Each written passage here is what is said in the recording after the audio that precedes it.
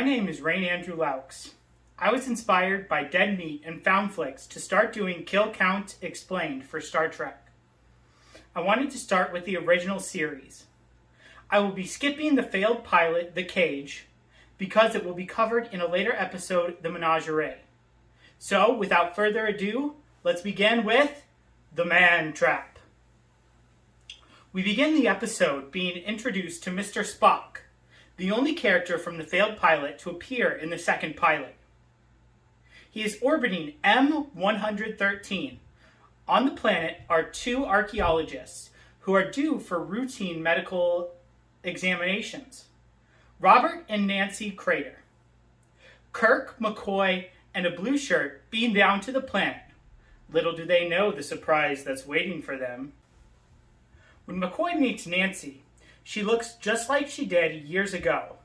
But to Kirk, she looks older. And to Darnell, the blue shirt, she looks like a sexy blonde. As Nancy leaves to find her husband, she beckons Darnell to follow, to which he eagerly obliges. Soon after she leaves, Robert enters and bickers with McCoy and Kirk, but finally agrees to be examined. But not before mentioning that he needs more salt, an idea crucial to this episode. Suddenly, we hear a scream. They rush to the source and find Nancy, and the first kill of Star Trek. Darnell is dead. He has red marks all over his face. Nancy tells a story about the Borgia plant and how he ate it, leading to death, before finally asking for some more salt. The landing party then beams back to the ship. Once on the ship, they examine the body. Much to their confusion, they cannot find a reason for his death, especially not the alkaloid poisoning caused by the poison of the Borgia plant. Finally, McCoy has a breakthrough and finds the body is completely devoid of salt. It's time to go back down to the planet. He sends a crewman to find Nancy and another to find a sample of the Borgia plant. Kirk then argues with Robert over the salt tablets he's asked for. Robert runs out and finds one of the crewmen dead for the second kill of the episode, with the same red marks on his face. And he also finds Nancy standing over another dead crewman for our third kill. Suddenly, Nancy turned into crewman Green, the crewman she had just killed. Nancy, now disguised as crewman Green, beams back to the Enterprise with Kirk and McCoy. Spock is now scanning the planet and finds a puzzling mystery with only one life sign on the planet's surface when there should be two. Nancy, disguised as Green, is now searching the ship for salt. Nancy ends up in Sulu's quarters, where Yemen Rand has just brought lunch to Sulu, including a salt shaker, but is forced to leave by a shrieking plant. Outside, suddenly, Nancy turns into the perfect mate for Uhura, who even speaks Swahili.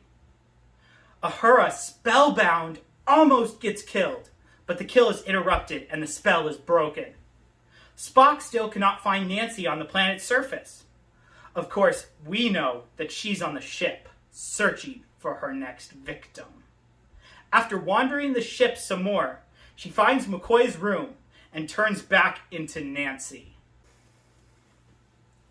Little did we know that Nancy had already killed. Sulu and Rand happen upon another dead crewmate with the same red marks all over his face, taking this kill count to 4. Dr. McCoy is then summoned to the bridge. He has been put to sleep by Nancy, so Nancy takes his form and heads out. Kirk has figured out the creature that killed his crewmates is telepathic and can put its victim in some kind of trance. It is just now that Spock finds crewman Green dead, so they know the creature is aboard the ship. Kirk and Spock finally confront Robert. He reveals that Nancy is the last of her kind. The real Nancy is dead and has been dead, so I won't be counting her.